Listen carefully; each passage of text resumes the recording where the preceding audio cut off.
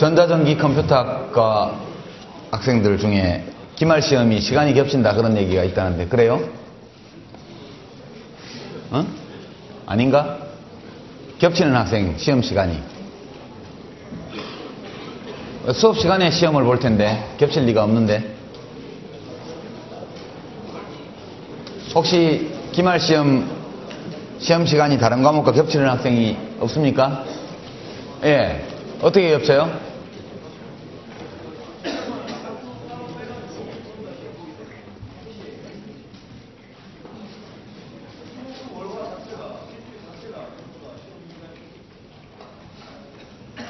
그럼 시험 시간이 강의 시간하고 상관없이 짜져요? 그러면 우리가 12월 12일인가요 시험이? 그날 오후 3시부터 시험 있나요? 다른 과목? 몇 시까지? 허허. 그러면 예, 그러면 학생들이 그런 학생들이 몇이나 되죠? 한번 써 들어보세요.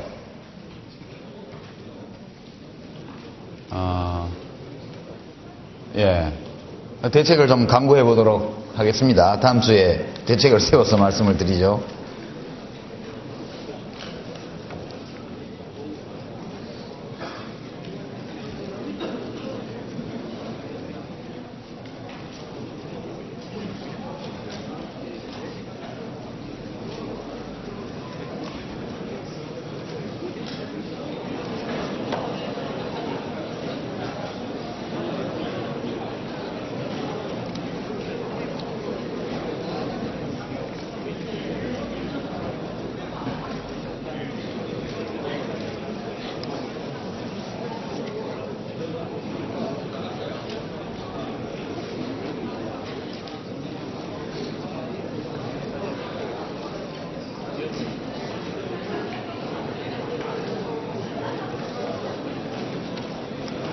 예, 지금 강의실이 춥나요?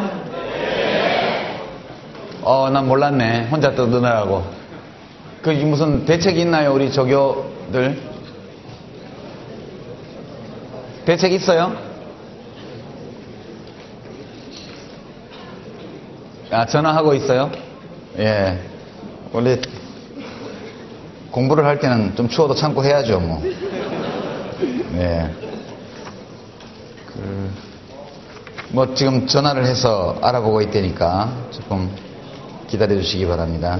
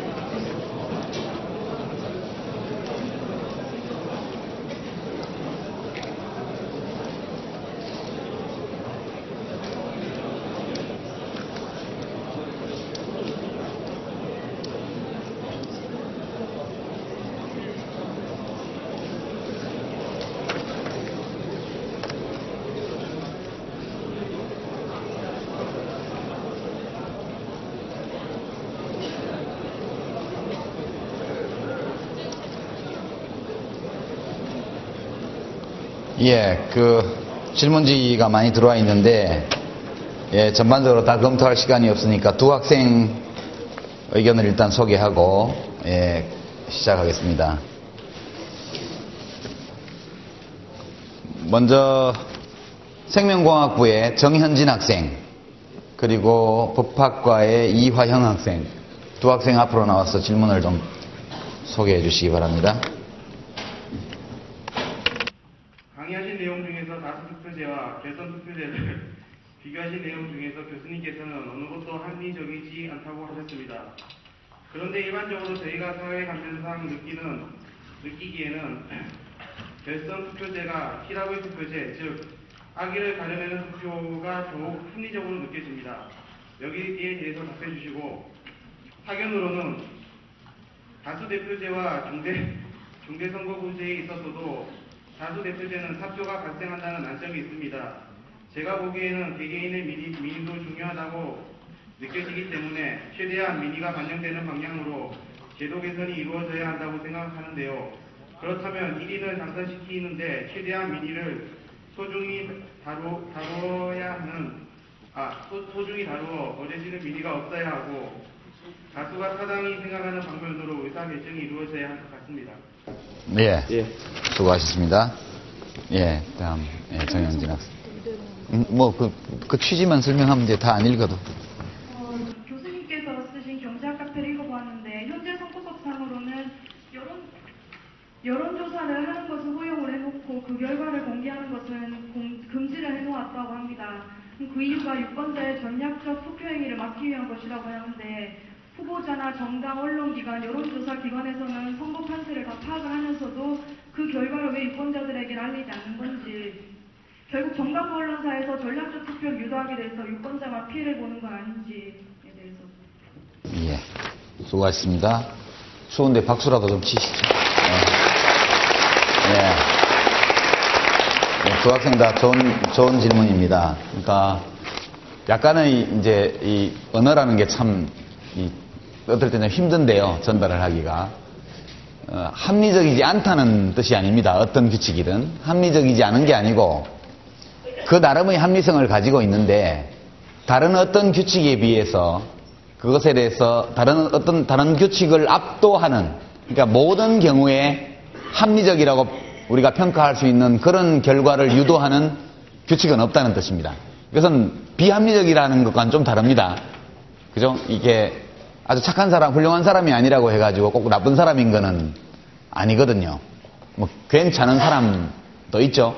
아주 훌륭하지는 않아도. 그런 것처럼 각각의 선거제도는 나름의 합리성을 갖고 있습니다. 그러나 그것이 완전 무결하게 어떤 경우에도 합리적 결과를 도출하지는 못한다. 그런 뜻이죠. 그러니까 제도 사이에는 약간의 우열이 있을 수 있습니다. 그것이 완벽히 어떤 제도가 합리적이라 할 수 없다 하더라도 어떤 제도가 다른 제도에 비해서 여러 가지 다양한 기준을 적용할 때 가장 문제가 적은 규칙들이 있죠. 예컨대 결선투표제 같은 것은 있는 게 낫죠. 그것은 뭐 결선투표제라는 것도 완벽하게 항상 합리적인 것은 아니지만, 그것이 실질적으로 최종적으로 당선된 사람의 득표율을 과반수를 만들어주기 때문에 좀 더 확실하게 집단적 의사결정의 취지를 확인할 수 있는 제도이기 때문에 그게 결선투표가 있는 게 좋습니다. 우리는 왜 그것이 없었을까? 그건 뭐 여러 가지 이유가 있겠지만 1987년 6월 항쟁 이후에 소위 6.29 선언으로 노태우 대표, 그 당시 민정당 대표가 대통령 직선제와 개헌 이걸 다 빨아들인다, 정치범 석방한다 뭐 등등을 발표를 했죠. 6.29 선언. 전두환 씨는 그게 자기가 다 기획해가지고 노태우 씨한테 공을 돌리기 위해서 작전 쓴 거다 이렇게 나중에 이야기를 하긴 했습니다만, 어쨌든 그 당시에 소위 1로 3김, 노태우 씨와 3김 씨의 대리인들이 모여서 헌법 개정안을 만들고 선거규칙에 대해서 합의를 합니다. 뭐 증거는 없지만 여러 가지 정황을 미루어 볼 때 대통령 선거에 결선투표제를 만들지 않은 것은 각각 다른 지역을 거점으로 하고 있는 유력 후보들이 요행을 바라는 심리에서 아마 결선투표제를 안 만들지 않았을까. 결선투표 없는 단순다수 제도에 합의한 것이 아닐까. 그런 생각하고요. 그 다음에 아마 그때 결선투표를 했으면 김영삼 씨가 2등을 해서 올라갔거든요. 그랬으면 3당 합당 안 하고도 대통령이 될 수 있었을 것이다. 저는 그렇게 생각합니다. 노태우 씨가 1등, 김영삼 씨가 2등, 김대중 씨가 3등, 김종필 씨가 4등 이렇게 했는데, 아마 결선투표를 치렀으면 틀림없이 그때 정권교체가 이루어졌을 가능성이 아주 높았다. 그렇게 보고 있습니다. 뭐 자기의 정치적 성향에 따라서 어느 제도가 더 좋다 이런 것은 다르게 판단할 수 있겠죠. 다만 지금 제도는 일로 삼김 시대에 각 특정 지역을 배타적 지지 기반으로 깔고 있는 정치 지도자들의 이해관계가 맞아떨어져서 그와 같은 합의가 이루어진 것이다. 그것은 이제 1987년 체제라고 얘기를 합니다. 그래서 그렇게 된 거고요.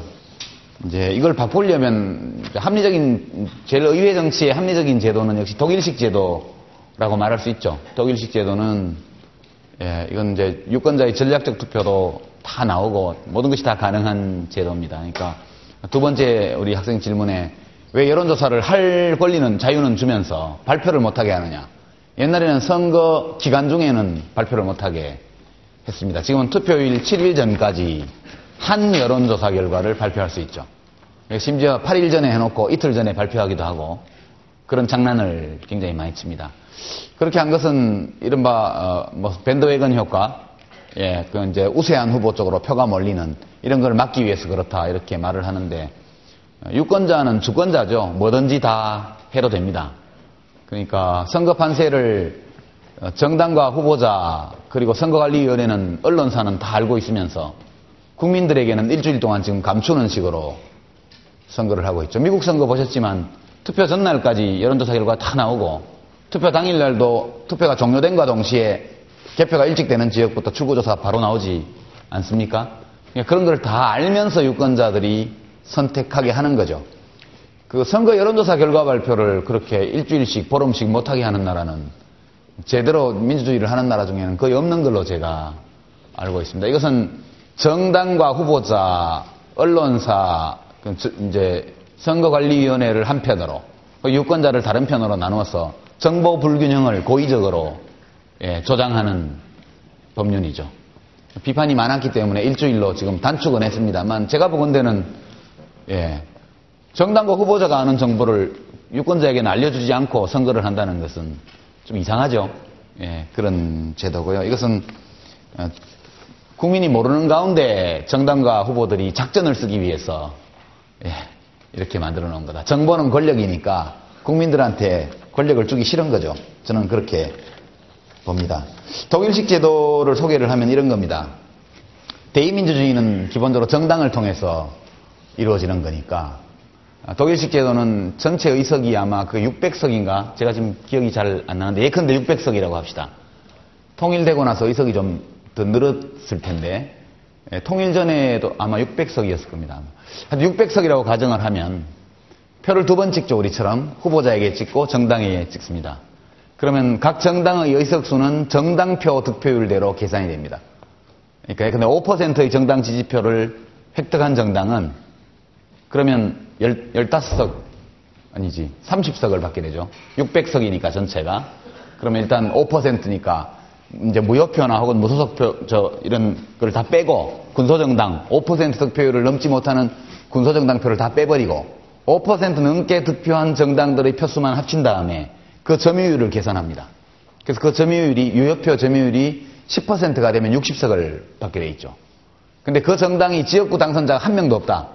그러면 60명 전체를 비례대표로 받습니다. 비례대표는 그게 독일이 지금 16개 연방주가 16개인가 있을 텐데 15개인가 16개.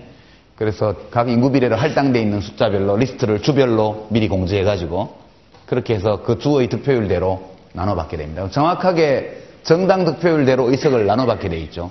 숫자가 정해지고 그리고 거기서 지역구 당선자는 인정하고 지역구 당선자 숫자를 뺀 만큼을 비례대표로 받게 됩니다. 정확하게 국민의 정당 선호도가 의석 구조로 곧바로 반영되는 그 구조를 갖고 있죠. 이 제도는 신생정당이 진입하기가 매우 수월합니다. 5%만 얻으면 곧바로 교섭단체 수준의 의석을 확보하기 때문에 어느 정당도 과반수를 얻기가 어려워지죠. 그러니까 당연히 대연정, 소연정, 그러니까 중도 좌파 연정, 중도 우파 연정 혹은 좌우 대연정, 지금 대연정을 하고 있죠. 앙헬라 메르켈, 김인년 당수가 총리를 하고 있고 지금 그렇습니다. 녹색당 같은 경우에 지금 아마 한 50석 넘게 가지고 있을 텐데 녹색당이 지역구에서 당선자를 낸 것이 지난번 선거가 처음이었습니다. 연방의회에 들어온 것은 86년도인가 처음 들어왔는데 그 당시 요시카 피셔 나는 달린다. 뚱뚱하게 이런 사람이 살 빼가지고 그때 책 내고 그랬죠. 그분이 68혁명, 1968년도 유럽 학생혁명의 주역 중에 한 사람이고요. 운동화 신고 주의회에 들어와서 선서했다가 굉장히 히트를 친 경력이 있는 사람입니다. 녹색당이 20여 년 넘게 연방의회에 있었는데 지역구 당선자는 20년 만에 처음 냈습니다. 그럼에도 불구하고 40석, 50석, 60석의 의석을 갖고 정당 활동을 할 수 있었죠. 이제 매우 합리적인 제도라고 할 수 있죠. 진입장벽이 낮고 정당 사이의 연합을 일상적으로 요구하는 그런 제도입니다. 이제 우리는 뭐 지역구 숫자로 우선 지역구에서 하고 정당 득표율 가지고 비례대표를 나누는 비례대표 비율이 지금 전체 5분의 1 정도밖에 안 되는 이런 구조여서 지난번 대선도 총선도 비슷했지만 2004년 총선을 예를 들면 그 당시 열린우리당이 38% 지지를 받고 52%의 의석을 가져갔죠. 한나라당이 36%의 정당 지지를 얻고 41% 넘는 의석을 가져갔고요. 민주노동당은 13%의 지지를 받고도 3%의 의석밖에 가져가지 못했죠. 그러니까 국민들의 정당에 대한 지지, 그것이 곧 정책 패키지에 대한 지지인데 그것과 의석 구조가 굉장히 괴리가 크게 되어 있습니다. 그게 우리 제도의 특징인데요. 이걸 바꿀 수가 없죠. 바꿀 수가 없습니다. 왜냐하면 이것을 바꿀 권한이 국회에 있거든요. 국회의 주요 정당들은 전부 지금 제도의 수혜자들입니다. 그 스님 보고 자기 머리 자기 깎아라 하는 거하고 똑같죠. 기존의 거대 정당들, 주요 정당들이 전부 현행 제도의 수혜자들이기 때문에 어떤 경우에도 이 제도를 바꾸지 않을 것으로 저는 생각합니다. 굉장히 비극적이죠. 이 제도 아래에서는 현행 소선거구 제도 아래에서는 그 비례대표가 이렇게 적고 그리고 각 정당이 특정 지역을 배타적 기반으로 가지고 있는 이런 조건에서는 신생정당이 진입하는 것이 지극히 어렵습니다. 민주노동당 같은 경우에도 지난번에 13% 받았다가 뭐 이번에는 반토막이 났죠. 의석은 반토막도 더 낮고 그렇습니다. 그래서 한국 정치가 국민 만족도가 대단히 낮음에도 불구하고 이렇게 지속되는 이유는 제도라는 것은 일단 그 제도의 수혜자들이 의사결정권을 장악하고 나면 바꾸는 것이 거의 불가능하다. 그렇게 설명할 수 있겠습니다. 학생들 질문 중에 지역주의에 대한 걸 묻기도 하고 했는데요. 관계되는 얘기들을 좀 해보죠. 정당 정치가 제대로 기능을 하려면 정당 간의 경쟁이 있어야죠. 정당 간의 경쟁이 있어야 됩니다. 그러니까 공공재를 공급하는, 공급자를 결정하는 게 선거다. 그렇게 우리가 생각할 수 있습니다. 각 정당들은 서로 다른 공공재 패키지를 공약으로 내걸고, 뭐 어떤 정당은 보육 지원을 하겠다, 뭐 교육에 예산 많이 쓰겠다, 또 어떤 정당은 뭐 길 내고 뭐 비행장 닦고 하는데 돈 많이 쓰겠다, 또는 뭐 어떤 정당은 세금을 많이 걷어서 서비스를 많이 하겠다, 어떤 정당은 세금을 줄여주고 서비스도 줄이겠다. 이게 다 패키지거든요. 감세, 규제 완화, 그리고 복지 감축, 무슨 뭐 이런 것들이 하나의 패키지라면 증세 또는 뭐 지금처럼 세금 계속 걷고 복지 지출 늘리고 뭐 약자를 위해서 돈 더 많이 쓰고 이런 게 또 하나의 패키지입니다. 각 정당들은 그런 정책 패키지를 대표하고 있는 세력들이죠. 그러면 이제 어떤 정책이 국민들 마음에 더 와닿고 국민들에게 행복을 줄 것인가, 이걸 아무도 모르기 때문에 선거를 통해서 정당들이 자기 패키지를 선보이고 거기서 국민들의 인기를 얻는 정책 패키지가 힘을 얻게 되는 이 전체적인 과정을 통해서 정치와 국민들의 요구 사이에 일치가 이루어지게 됩니다. 생산적인 정치, 좋은 정치라는 것은 어떤 정치냐? 사람마다 다르게 규정할 수는 있겠지만 국민들 속에 존재하는 다양한 소망, 요구, 정책 이런 것들을 있는 그대로 정치와 입법에 그대로 반영해 주는 정치가 좋은 정치다. 이것이 가장 일반적인 그 규정입니다. 정의가 되겠습니다. 그러니까 정부를 우리가 경제학적으로 볼 때 공공재 공급자로 규정을 하게 되면 국민의 뜻에 요구에 가장 부합하는 공공재 패키지가 제공될 수 있는 정치가 제일 좋은 정치라고 말할 수 있죠. 근데 정치는 정당 간의 경쟁을 통해서 이루어지고 정책도 정당 간의 경쟁을 통해서 발전하기 때문에 우리가 일반 시장에서 공급자 사이에 경쟁이 없으면 소비자가 봉이되죠. 그렇습니다. 독점 기업은 소비자를 착취하게 돼 있습니다. 가격을 자기 마음대로 조정할 수 있고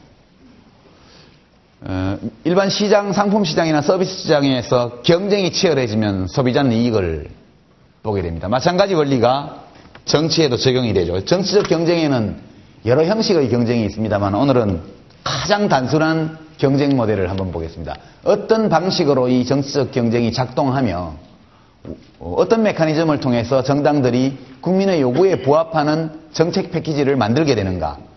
그래서 이것은 이제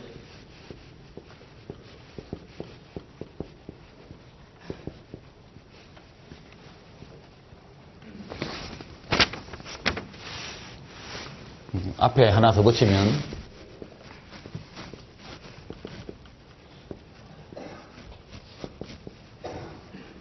원디멘저널 포지셔닝 게임이라는 건데요. 1차원적인 입지 경쟁, 번역하면 그렇게 되겠습니다. 원디멘저널 포지셔닝 게임이라고 그러는데 이건 이제 다른 말로는 호텔링 게임이라고 그럽니다.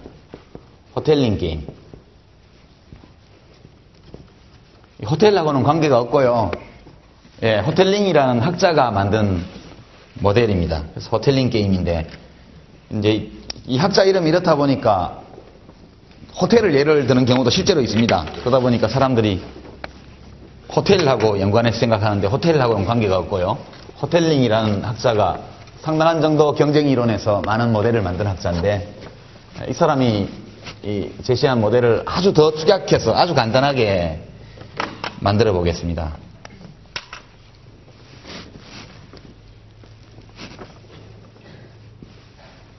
예.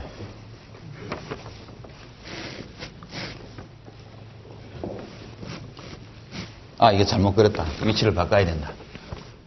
여러분이 보시기에는 이쪽이 오른쪽이죠? 예.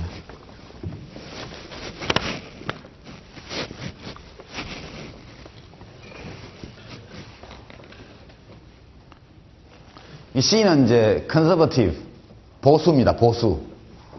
이게 이쪽 골목길의 끝에 P, 프로그레시브, 진보입니다. 골목이 있어요. 마을길이. 길이 하나밖에 없습니다. 원디멘저널 한 겁니다. 그러니까. 여기에 호텔이 들어선다고 가정해보죠. 호텔이. 편의점이라고 해도 되고요. 식당이라고 해도 됩니다. 근데 이제 이 마을 주민들은 다른 거는 안 보고 이제 그 호텔이 자기 집에서 얼마나 가까운가 또는 편의점이라고 합시다. 편의점이 우리 집에서 얼마나 가까운가를 보고 어느 편의점에 갈 것인가를 이제 결정하게 된다고 가정을 합니다. 다른 요소는 없다. 편의점 주인하고 친하다든가 뭐 학교 후배라든가 이런 것 때문에 먼데 일부러 간다 이런 거 없다는 거죠. 오로지 자기의 편리함을 기준으로 그 편의점 사이에 무슨 품질 차이도 별로 없다 이렇게 일단 가정을 합니다. 그럼 제일 가까운 편의점에 가게 되겠죠? 누구나 다. 그러니까 이 거리에 편의점이 없었습니다. 처음에 없어요. 24시간 편의점이. 그러니까 누군가가 이 마을에 편의점을 하나 만들면 좋겠다. 어디다가 만들까요? 중간에 착한 학생이네. 다른 답. 우리 집 앞에. 그것도 일리가 있는 대답이네. 어디 만들까요? anywhere. 아무 곳에나. 아무 곳에 만들어도 상관이 없어요. 독점이니까. 편의점이 하나밖에 없기 때문에 편의점에 갈 사람은 거기밖에 갈 수가 없습니다. 그죠? 아무데나 편의점을 만들어도 결과는 같아요. 그렇지만 그냥 임의의 점을 하나 찍어서 여기다가 편의점을 1호점이에요. 1호점. 편의점을 세웠습니다. 그냥 여기가 자기 집이 여기 있어서 여기 세웠다고 하죠. 자기 집이 있어서 아까 말한 것처럼 출퇴근이 좋으니까. 또는 거기 빈터가 있어서 또는 마침 거기 가게가 하나 임대가 나와 있어서 거기 얻었어요. 온 마을 사람들이 편의점을 갈 땐 다 저기 갈 수밖에 없죠. 그래서 이 사람이 돈을 좀 벌었어요. 서비스도 좀 불친절하고. 왜냐하면 자기 집밖에 갈 데가 없으니까 손님이 좀 벅벅대면 틱틱거리기도 하고, 예, 유통기한 지난 것도 좀 갖다 놓고, 뭐 이렇게 하는 거죠. 돈을 좀 벌어서 소문이 났어요. 누군가가 보더니, 편의점에서 돈 벌었네? 가보면 손님도 많고, 나도 편의점을 내야지. 그래서 새로운 뉴커머가 옵니다. 원래 초과 이윤이 있는 곳에는 경쟁자가 나타나기 마련이거든요. 그래서 어떤 사람이 2호 편의점, 두 번째 편의점을 내려고 합니다. 어디 내면 좋을까요? 이때부터 이게 문제가 됩니다. 예, 여러분 다 알겠죠? 여기? 어디? 여기? 바로 옆에. 예, 좋습니다. 여기 2호점을 냅니다. 그러면 여기가 3분의 1 지점이라고 그러면 그럼 시장 점유율이 예, 우리가 가정한 대로 가장 가까운 편의점을 간다. 그렇게 가정하면 금방 예, 시장의 3분의 1을 2번 편의점이 잡아먹게 되죠. 그렇죠? 1번은 갑자기 마켓 쉐어가 3분의 1로 팍 줄어듭니다. 둘 사이에 경쟁이 시작되겠죠. 이제는 사람들이 단순히 거리만을 따지지 않고 예, 종업원이 인사를 잘하는지 물건이 신선한지 그죠? 멜라민 등급은 없는지 이런 것들은 이제 검토하면서 보다 좋은 서비스를 하기 위한 다양한 시도가 이루어질 겁니다. 경쟁이 시작되는 거죠. 근데 사실 2번은 답이 아닐지 몰라요. 경우에 따라서.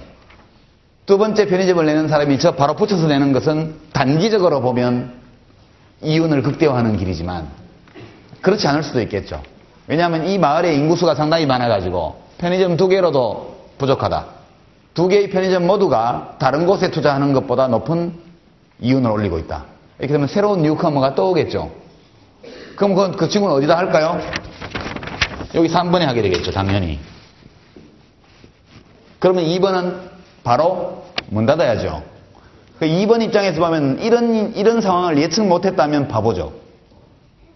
더 이상의 편의점이 들어설 수 없을 것이다. 이렇게 판단한다면 여기다 해야 되겠지만 또 다른 뉴커머가 올 수 있다고 가정을 한다면 2번 자리에 하는 것은 매우 어리석은 판단이 될 겁니다. 그러면 이 점을 우리가 사람은 사유하는 동물이니까 지성을 가진 존재니까 예측한다고 가정해보죠.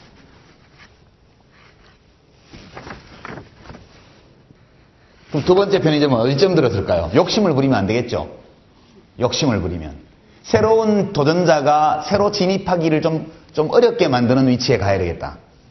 예컨대 조금 1번한테 더 내주고 내가 여기쯤 자리를 잡으면 여기 한 60% 여기가 3분의 2 되는데 잡으면 그러면 여기를 기준으로 해서 이쪽은 1번은 3분의 1보다 조금 더 마켓 쉐어를 가지고 나는 한 60% 정도 가지고 저쪽은 한 40% 가지고 그럼 내가 좀 이익인데 여기가 좀 좁으니까 딴 놈이 여기 들어와봐야 잘 안 될 거야. 이렇게 생각할 수가 있습니다. 이것이 이제 포지셔닝 게임이거든요. 언제까지 뉴커머가 올지 아무도 모릅니다. 이제 그렇게 되니까 계속해서 사람들은 기존의 시장이 얼마나 큰가, 기존 공급자가 얼마만큼을 누리고 있느냐, 내가 여기 들어갔을 때 시장을 분할하게 되면 새로운 도전자가 들어올 가능성이 있나 없나 이런 것들을 면밀하게 따지게 돼 있습니다. 근데 계속 항구적으로 뉴커머가 안 들어와요. 그 확신이 있다고 싶다. 확신이 있다고. 그런 뉴커머가 절대 오지 않을 것이라는 확신이 1번 공급자와 2번 공급자 모두에게 생겼다고 가정을 하죠. 그러면 나중 들어온 친구가 좀 유리하죠. 현재로서는. 1번은 시장 점유율을 높이려면 가게를 계속 이쪽으로 옮겨야 돼요. 그죠? 왜냐면 오른쪽으로 이동할수록 가운데 잘라먹는 게 많아지니까.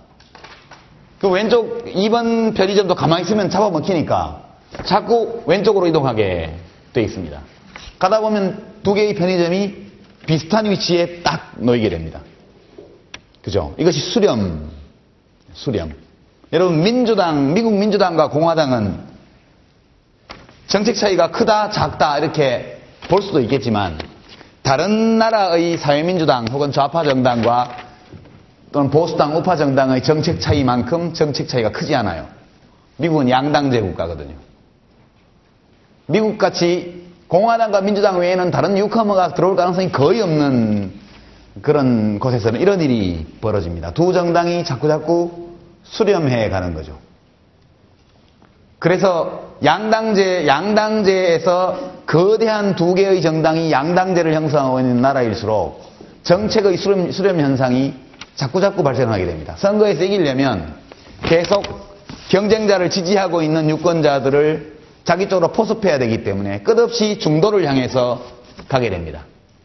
그래서 정당 사이에 정책 차이가 갈수록 줄어드는 이런 수렴 현상을 보이게 돼 있죠. 이 포지셔닝 게임 또는 호텔링 모델이라는 것은 거대 정당들의 정책이 왜 서로 수렴하는가, 이것을 설명하는 유력한 가설입니다. 여러분, 세탁기 시장을 보면 두드려 빠는 세탁기, 돌려 빠는 세탁기, 거품을 만드는 방울 세탁기, 요즘 드럼 세탁기, 그다음에 뜨거운 물을 해서 삶는 세탁기, 온갖 게 다 나오죠. 어느 회사에서 새로운 기능을 추가하게 되면 다른 회사들이 금방 그것을 모방합니다. 국민에게 인기 있는 정책은 경쟁당이 내놓으면 약간의 수정을 가해서 이미테이션을 하죠. 그런 방식으로 정당들은 수렴하게 돼 있습니다. 우리나라 이런 게 호텔링 게임인데요. 만약 두 정당이 이제 정당으로 바꿉니다. 편의점에서. 자, 이제 어떻게 바꾸냐면 이 원 디멘셔널 모델을 해석을 이렇게 합니다. 제일 진보적인 유권자부터. 그죠? 진보적인 유권자는 예컨대 큰 정부, 높은 세금, 다양하고 품질 좋은 공적 서비스, 이런 패키지를 원하는 유권자일 수도, 또는 국유화, 생산 수단의 국유화, 그죠? 뭐든지 국가가 공급하는 거, 이럴 수도 있습니다. 더 극단적으로는. 맨 오른쪽에는 컨서버티브, 보수 유권자가 있습니다. 작은 정부, 큰 시장, 감세, 규제 완화, 이런 것들을 패키지로 하는 정책을 선호하는 유권자가 맨 오른쪽에 있어요. 그러니까 대한민국의 모든 유권자를 가장 진보적인 사람부터 가장 보수적인 사람까지 차례차례 스펙트럼별로 일렬로 세운다고 가정을 해보는 거죠. 그리고 가까운 거리에 있는 편의점에 가는 것처럼 자기의 정책적 지향과 가장 유사한 정책 패키지를 내놓는 정당에 내 표를 준다. 이렇게 가정하는 겁니다. 그러면 꼭 같은 상황이죠. 만약 정당이 두 개밖에 없다면 끊임없이 두 정당 등 좌파 정당과 우파 정당은 중도로 수렴하게 되어 있습니다. 때로 요동치기도 하겠지만 지도자의 성격에 따라서 부시 대통령 같은 사람이 되면 공화당이 좀 더 우쪽으로 가죠. 맥케인 같은 사람이 됐다면 좀 더 중도로 가겠죠. 오바마 같은 경우 미국 민주당은 좀 더 왼쪽으로 가겠죠. 그러나 힐러리가 됐다면 그보다는 좀 더 중도로 왔을 겁니다. 이렇게 지도자의 개인적인 카리스마나 특성에 따라서 다소간의 편차는 있지만 기본적으로 수렴한다고 봐야 합니다. 근데 이제 이것이 백지 위에서 포지셔닝을 해서 정당을 만든 것이 아니고 정당들은 그냥 발생했거든요. 어떤 이유에 의해서건, 그게 특정 지도자를 중심으로 뭉쳤던, 특정 지역을 중심으로 뭉쳤던, 특정한 사상적인 혹은 이론적인 지향성을 중심으로 뭉쳤던, 어쨌든 정당들은 이러저러한 과정을 거쳐서 포지셔닝을 해버렸습니다. 우리나라에서는. 우리나라 정당 지형을 한번 볼까요? 우리나라 정당 지형은 이렇습니다. 제가 보건대는 제일 오른쪽에 여기 자유선진당이 있습니다. 이게 이제 울트라 라이트에 해당하는 정당입니다. 지금 북한에 삐라 뿌리는 것 때문에 남북관계가 냉동실에 들어갔는데 어제도 뿌렸죠? 김포에 가서. 근데 그거에 대해서 표현의 자유를 억압한다. 정부가 그걸 못하게 하는 거에 대해서 이렇게 얘기를 합니다. 자유선진당은 국가보안법을 끝까지 지키자고 하는 정당이잖아요. 자국 국민에 대해서는 어떤 표현의 자유도 인정하지 않으려고 노력하면서 북한 주민에 대해서는 모든 표현의 자유를 인정하려는 이 이중성을 어떻게 이해해야 될지 모르겠지만 여하튼 울트라 라이트는 자유선진당입니다. 북진 통일론 거의 그런 노선을 갖고 있죠. 그럼 여기 이제 한나라당이 있습니다. 여기 친박연대. 이거 아직도 있죠? 한나라당 친박연대. 이제 친박연대는 박근혜 대표의 별동대 비슷한 거죠. 지금 그렇게 같은 정당입니다. 여기 이제 민주노동당과 진보신당이 있습니다. 이 점유율이 합쳐서 10% 미만. 그렇죠? 10% 미만. 이 자유선진당이 한 6, 7% 정도 돼 있고. 한나라당이 여기 있고 민주당이 어디쯤 있을까요? 지금 민주당이 지금 민주당은 대체로 보면 여기쯤 있다고 보면 됩니다. 민주당. 옛날에는 조금 더 왼쪽 중도 또는 왼쪽으로 가 있었던 시절도 있죠. 그러니까 민주당은 옛날 김대중 총재의 평민당 시절부터 서민과 중산층을 위한 정당, 실제로 그런지는 모르겠지만 여하튼 그렇게 주장을 해왔고 중도개혁 노선 이렇게 이야기를 했습니다. 중도개혁 노선이라는 것은 중도 좌파다 이렇게 얘기할 수도 있겠지만 저 개혁을 좌로 본다면 중도개혁이라고 할 때 대개 이것은 중도 우파적인 내용을 담고 있습니다. 약간 중간에서 오른쪽으로 와 있습니다. 이것은 국회의원들 개개인의 성향 분석 이런 데이터를 봐도 역시 중도 우파적인 성격을 갖고 있습니다. 이렇게 되어 있죠. 이 가운데 굉장히 큰 공백이 있습니다. 민노당과 진보신당이 여기를 먹어 들어오지를 못해요. 그죠? 만약 민노당과 진보신당이 여기를 먹어 들어올 가능성이 크다면 민주당이 왼쪽으로 이동할 겁니다. 조금 더 좌파적으로, 좀 더 진보적으로. 노무현 대통령 개인은 여기쯤 와 있었죠. 노무현 대통령 자신은. 열린우리당은 과거에 여기쯤 있었고요. 노무현 대통령 자신은 한 여기쯤 있었다고 저는 봅니다. 그러니까 이 포지션이 다르기 때문에 옛날 열린우리당과 노무현 대통령 사이에, 청와대 사이에서 늘 갈등이 있었죠. 그러다가 이제 결국 결별하고 민주당은 오른쪽으로 확 이동을, 지금 큰 공백이 있습니다. 참 안타깝죠. 이제 왜 이것이 유지되는지에 대해서는 좀 이따 다시 말씀을 드리겠지만, 왜 민노당과 진보신당이 중도 쪽으로 먹어 들어오지 못할까? 저렇게 넓은 공백이, 정치적 공간이 있는데, 왜 이 골목길의 맨 왼쪽에 편의점을 내놓고, 우리 편의점은 다르다 그런 얘기만 하고 있을까? 사람들은 다른 걸 원하는 게 아니고 편리한 편의점을 원하거든요. 그러니까 이 민노당과 진보신당은 보면 서비스 정신이 좀 부족해요. 자기 제품이 좋다는 그 자부심 이런 것은 굉장히 드높고 실제 양심적으로 장사를 해요. 양심적으로 깨끗하게 부정한 첨가물도 별로 넣지 않고 과도한 이윤 추구욕에 물들어가지고 돈 되는 거면 아무나 갖다 놓는 그런 양심불량의 이 비즈니스도 안 하고 굉장히 깨끗하게 순진하게 순결하게 잘 해나갑니다. 근데 물건이 안 나가요.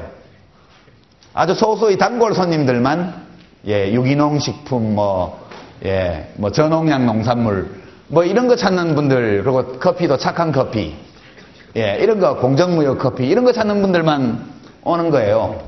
그러니까 시장 점유율이 매우 적죠. 이 이야기는 정책 패키지 속에다가 저 중간 쪽에 있는 유권자들이 반길 만한 것들을 넣어주라는 거죠. 넣어주고 그 다음에 지금까지는 저 구석에 처박혀 있어가지고 별반 가고 싶은 마음이 없었는데 가게 앞에다가 이파, 다량 이파, 최신 무슨 제품 이파, 머리 좋아지는 우유 이런 거 해서 걸어놨는데 좀 솔깃하다. 그래서 한번 가보니까 맛도 괜찮고 값도 저렴하고 좋다 이러면 단골이 자꾸 많이 생기는 거죠. 지금은 단골 손님만 오는 편의점 비슷하게 되어 있습니다. 그래서 좀 더 오른쪽으로 중도 쪽으로 나와줬으면 좋겠는데 안 나오고 있는 거죠 지금. 그리고 안 나오리라는 것을 너무나 잘 알고 있어요. 민주당이. 저쪽이 가운데로 이동하리라는 것을 예측한다면 자기도 왼쪽으로 이동할 텐데 저 왼쪽 공백이 넓음에도 불구하고 저 진보정당이 가운데로 오지 않을 거라는 확신이 있기 때문에 자기는 자꾸 오른쪽으로 가는 겁니다. 민주당이. 왜냐? 자꾸 오른쪽으로 가야 먹을 수 있으니까. 이렇게 생각하고 자꾸 이동했는데 지금 지지율이 어제 보니까 8.5%. 혜택이 없죠. 이 원디멘셔널 모델을 가지고는 설명할 수 없는 어떤 요소가 있다는 이야기입니다. 이것은 정상적인 조건에서라면 매우 훌륭하게 모든 것을 설명할 수 있는 모델이죠. 그렇지만 현실에서는 무언가 잘 맞지를 않아요. 왜냐? 원디멘전이기 때문에. 그러니까 1차원적으로 분석한 기 때문에 그렇죠. 우리가 만약 세로축에 뭘 하나를 더 넣든가 아니면 입체적으로 이렇게 봐서 이걸 한다면 그 이유를 알 수 있을 겁니다. 왜 그런지에 대해서. 여하튼 지금 현실은 이렇게 돼 있습니다. 그러니까 이 중간에 있는 많은 사람들이 이쪽으로는 안 가고 주로 민주당과 한나라당을 지지하는 거죠, 투표에서. 마치 민노당 진보신당의 편의점 앞에 굉장히 건너기 어려운 장애물이라도 있는 것처럼. 저 편의점은 사업 방침을 좀만 수정하면 대박이 날 텐데 저는 그런 안타까움을 갖고 있습니다. 예컨대 과거에 민노당이나 진보신당에서 한나라당과 열린우리당 또는 민주당 사이에는 색강이 있고 열린우리당과 민주당 그리고 민노당 사이에는 한강이 있다 이러면서 자기들이 굉장히 다르다고 강조했잖아요. 한강 건너서 편의점 갈 사람이 별로 없거든요. 그게 이제 영업 전략의 문제인데 사실 저 둘 사이에 색강이 있다 그랬는데 색강 차이가 이렇게 크잖아요. 지금 여러분 정권 교체가 되고 나서 보니까 색강밖에 없다고 그랬는데 색강이 굉장히 넓죠. 지금 봐서. 근데 한강은 얼마나 넓겠어요. 그러니까 장사가 잘 안 되는 거죠. 이렇게 되어 있습니다. 민주당은 지금 여기에 또 새로운 정당이 하나 들어올 것을 전혀 걱정하고 있지 않죠. 여기 정당 하나 만들면 대박인데. 그렇죠? 근데 이것이 왜 안 되느냐? 정상적인 상황이라면 여기 정당이 하나 더 생겨야 돼요.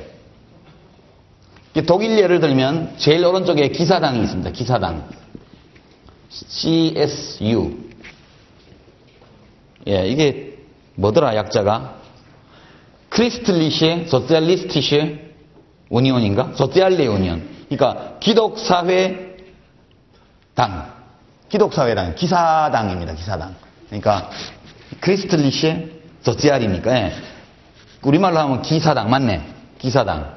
이건 바이에른주에만 있어요. 바이에른주에. 우리나라 경상도 같은 데인데 거기서는 기사당이 늘 과반수 득표를 거의 합니다.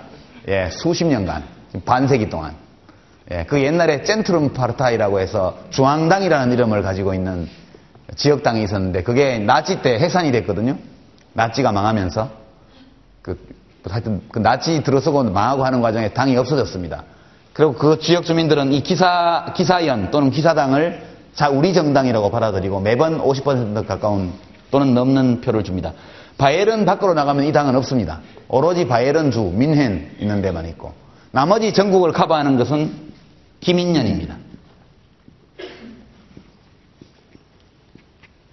이건 D는 데모크라틱에 해당되는 겁니다. 크리스틀리시의 데모크라티시 유니온.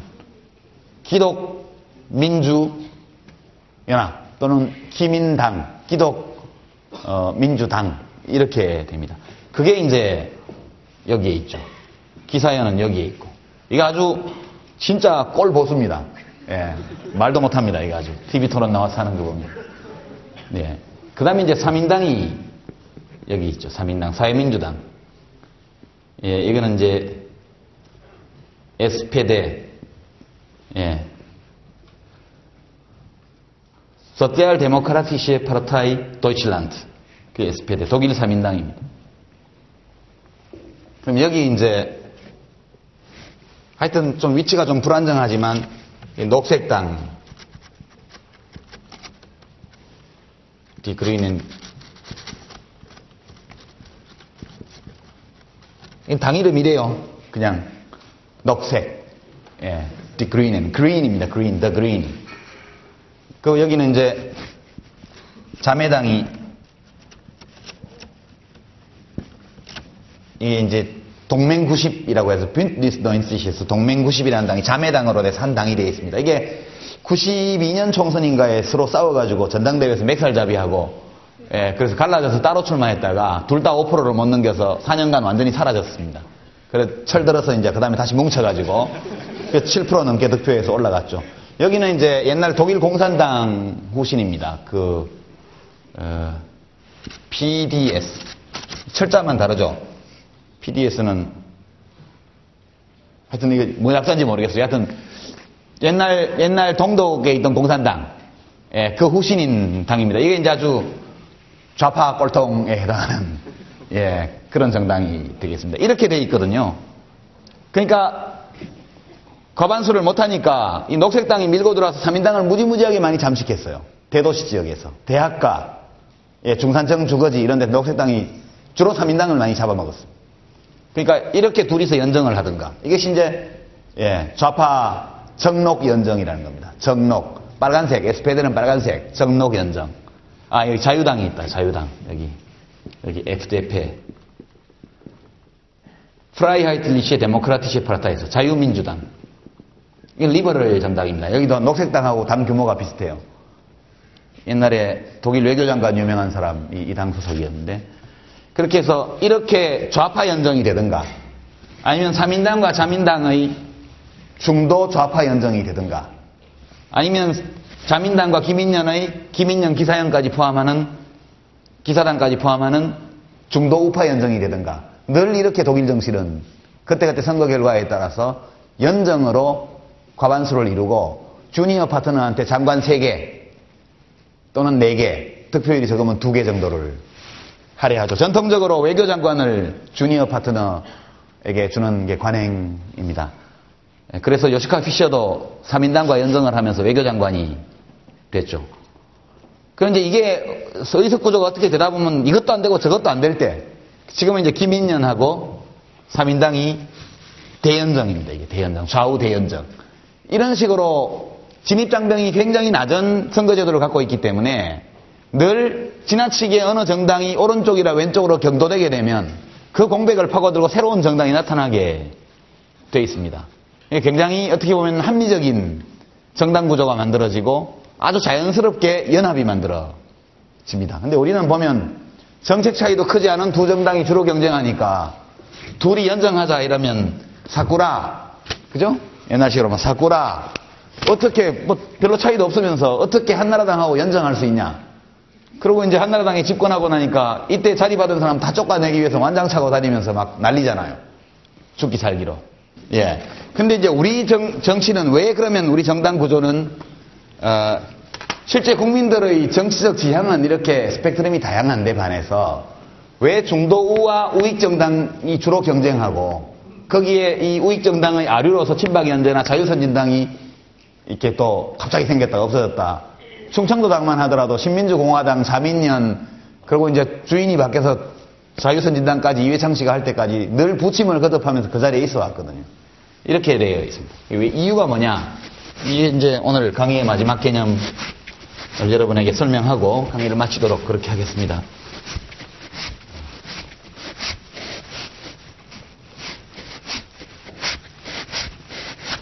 이 개념은 유권자 이동성이라는 개념, 이동성. 그러니까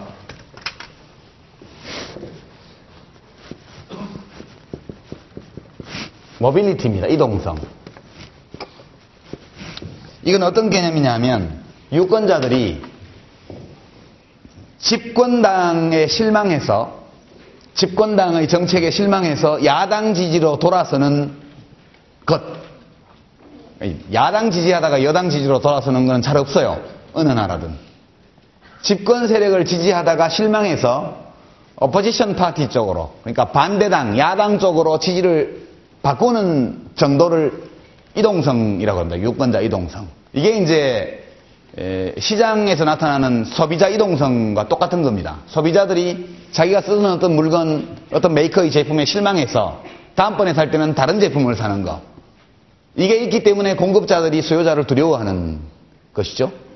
만약 수요자들이 굉장히 둔감해서 그 제품의 하자가 있고 뭐 서비스에 문제가 있음에도 불구하고 한 번 산 물건을 계속 산다.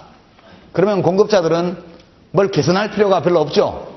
그냥 이지고잉 하는 겁니다. 그냥 가는 거죠. 그냥 되는 대로 만들어서 팔면 다 팔리니까.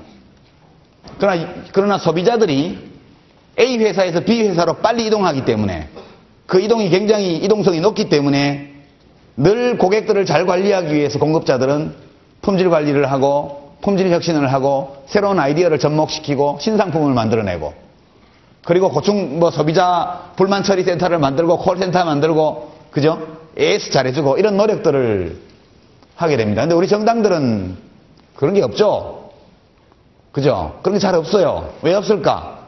서비스 안 해도 계속 찍어주거든. 한국 유권자들은 모빌리티가 대단히 낮습니다. 이 모빌리티가 너무 높으면 무슨 문제가 발생을 하느냐. 높은 게 꼭 좋은 건 아니에요. 지나치게 높으면 한 정당이 한 선거에서 죽었다 살았다 합니다. 의석 150석을 갖고 있던 정당이 유권자들이 실망해서 다 돌아서 버리면 그 다음에 의석이 한 개도 없어지죠. 극단적인 이제 모빌리티가 있을 때 이렇게 됩니다. 그것은 정당 발전에 별로 좋지 않아요. 그렇게 되면 정당들이 죽기 살기로 인기 영합 정책을 추구하면서 안 죽으려고 모든 정당들이 다 비슷비슷해져 버립니다. 그래서 너무 치열한 경쟁은 제품 공급자 사이에 수렴을 가져와요. 별로 좋지 않습니다. 이동성이 너무 낮으면 공급자들은 혁신의 필요성을 느끼지 않아요. 그냥 하던 대로 하면 되니까. 아무렇게나 만들어도 늘 사주니까. 적정한 정도의 유권자 모빌리티가 정당 발전을 위해서 매우 필요합니다. 정치 발전을 위해서. 근데 우리 경우도 모빌리티가 꽤 있긴 있어요. 하지만 그것이 굉장히 왜곡된 형식으로 나타나 있죠. 대구 같으면 이명박 대통령에 실망하면 박근혜 대표한테로 돌아서잖아요. 이것은 모빌리티가 아니죠. 예. 같은 회사 제품인데, 예, 줄푸세, 747 다 똑같은 거잖아요. 같은 회사에서 나온 다른 브랜드에 불과해요. 제가 보기에는. 예컨대, 시공사라는 출판사에서 뭐 비룡소라는 브랜드를 만들었잖아요. 그 어린이 책 전문으로 내는. 그러니까 지금 큰 출판사들은 어른책, 어린이책 또는 소설책, 비소설 이런 것들을 전문화시킨 브랜드를 만들어냅니다. 그러니까 그런 브랜드의 차이에, 이렇게 제품명의 차이에 불과한 것이지 같은 메이커, 같은 공급자가 내는 거죠. 왜? 왜 딴 데로 가지 않을까? 그래서 한나라당이 영남을 지역적 기반으로 하고 있고 유권자들이 연대감을 강하게 느끼고 있기 때문에 어지간히 잘못해도 계속 찍어주는 거, 사주는 거죠. 왜냐하면 우리 회사, 내 회사라는 느낌을 갖고 있기 때문에. 호남은 가면 민주당이 아무리 죽을 써도 지금 지지율이 25%밖에 안 나온다는데 여론조사에. 그래도 선거하게 되면 또 대통령 선거하면 90% 받죠. 국회의원 선거하면 웬만하면 조한 후보들은 다 60% 70% 이상 받고요. 그렇습니다. 혁신의 필요성을 전혀 못 느끼죠. 유권자의 모빌리티가 지역을 기준으로 해서 그 내에서만 움직이는 겁니다. 그러니까 무소속 후보는 찍어줍니다. 여기서 이명박 대통령이 마음에 안 들면 친박연대를 찍어줘요. 그래서 뭐 북구 같은 데서 달서구 이런 데 왕창 되잖아요. 호남에서도 친민주당 무소속 후보를 찍어줍니다. 민주당이 마음에 안 들면. 절대 한나라당은 안 찍어줘요. 한나라당을 싫으면 민주노동당이라도 찍어주지. 그것도 안 찍어준다고요. 민주당 후보 아니면 친민주당 성향의 무소속 후보. 예, 민주당에서 공천 못 받아서 제가 당선되면 민주당 입당하겠습니다. 이렇게 말하는 후보. 이 지역주의 혹은 지역구도 또는 지역정서라는 것이 유권자의 모빌리티를 크게 제약하는 요소로 지금 작용하고 있기 때문에 정상적인 이 국민들의 정치적 스펙트럼에 따른 정당 지형이 형성이 안 되는 거죠. 그래서 국민들이 가지고 있는 요구와 소망이 국회 의석 구조라든가 정책 패키지의 그 균형에 거의 영향을 미치지 못하고 국민과 정치가 따로 놀고 있기 때문에 정치적 불만족도가 굉장히 높은 겁니다. 그러니까 이제 비유를 하면 이런 거죠. 예컨대 모 전자회사의 텔레비전, 냉장고를 무조건 사줘요. 계속. 제품에 하자가 있어도 사주고 뭐 계속 사줍니다. 그러니까 누가 뭐 돈 뿌려서 잡혀가서 구속되면 또 그 당에서 추천한 후보 또 찍어주고 그렇게 한 거 아닙니까? 그러니까 공급자 입장에서 보게 되면 어떤 혁신도 할 필요가 없어지고 오로지 이 동네에서는 우리 회사는 여러분 겁니다. 이것만 계속 강조하면 불량품을 계속 양산해도 그 회사 제품을 사주는 전자제품 시장과 비슷한 이런 구조를 우리가 가지고 있는 거죠. 그러니까 아까 호텔링 모델에서 우리가 봤던 정치적 성향, 요구의 스펙트럼 차이에 따르는 정당의 부침, 새로운 정당의 등장, 기존 정당의 퇴출, 그다음에 거대 정당의 몰락 또는 작은 정당의 성장 이런 것들이 순조롭게 이루어질 수가 없는 구조를 가지고 있는 것이죠. 그래서 이게 저로서는 이렇게 관찰해 볼 때 무척 안타까운 일이기는 하지만 한번 이런 정서나 이런 구조가 형성되면 좀처럼 바뀌기가 어렵습니다. 예, 우리가 1987년도에 단순 다수결에 의한 대통령 선거제도, 예, 결선 투표가 없는 제도, 그리고 결선 투표가 없는 소선거구 제도, 아주 적은 소위 비례대표. 그리고 지역으로 분할되어 있는 정치시장. 이것이 87년도에 한번 형성되고 나니까 이제는 정치구조가 변할 수가 없는 것이죠. 예. 기존의 이 모든 권력 집단은 그 구조를 기반으로 해서 권력을 장악했기 때문에 절대로 그것을 허물지 않습니다. 그래서 전체적으로 보면 오늘 우리가 살펴봤지만 집단적 의사결정은 이론적으로 볼 때 어떤 제도도 완벽히 합리적인 제도는 없다. 그죠? 그것이 오늘 우리가 함께 공부한 내용입니다. 그렇기 때문에 우리가 가지고 있는 제도가 꼭 다른 나라의 제도보다 나쁘다고 말할 수는 없다. 어떤 제도 사이에 약간의 합리성의 차이는 있겠지만, 정도 차이는 있겠지만 근본적으로 우리 제도는 나쁜 제도고 다른 나라 제도는 좋은 제도다. 이렇게 말하기는 어렵다는 것이죠. 우리 제도도 나름의 합리성을 가지고 있기 때문에 이 절차를 통해서 이루어진 집단적 의사결정의 결과에 대해서는 다수의 지배를 반드시 승인해야만 한다. 그 동시에 이것이 완벽히 합리적인 제도가 아니기 때문에 다수파로서 권력을 위임받은 자들은 소수파에 대해서 존중하는 자세를 가지고 국가기구를 운영하는 것이 합당하다. 예, 그리고 그렇게 완벽히 합리적인 제도가 없는 그런 사례들을 우리가 부분적으로지만 이론적으로 이렇게 검토를 해봤고요. 우리의 정치 지형이 우리나라의 정당 지형이 그와 같은 어떤 이론에 비추어 볼 때 왜 상당히 불합리할 정도로 이렇게 고착되어 있느냐. 이것은 우리 유권자의 모빌리티라는 것이 지역적으로 제한되어 있기 때문에 예, 진정 정책 패키지에 따른 대안을 발견하기보다는 계속 구매하던 회사의 제품을 계속 구매하는 이런 양상으로 가 있기 때문에 사실 공급자들이 어떤 혁신도 하지 않는다. 계속 돈 받고 공천하고 예, 돈 주고 공천받은 사람 돈 뿌리다가 잡혀가고 그렇죠?